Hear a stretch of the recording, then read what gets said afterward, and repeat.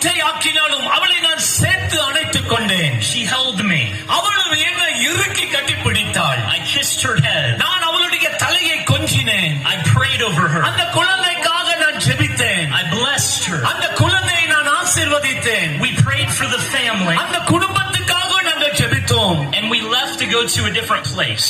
நாங்கள் அங்கே இருந்து இன்னொரு இடத்துக்கு போய்விட்டோம். And when I walked out, நான் அந்த குடிசையிலிருந்து வெளியே வந்து போன போது I heard God speak to me. தேவன் என் இருதயத்திலே என்னோடு பேச ஆரம்பிக்கிறார். It wasn't out loud. He wasn't saying Josh, Josh. It wasn't like that. பெரிய சத்தமாய் அவர் என்னோடு பேசவில்லை.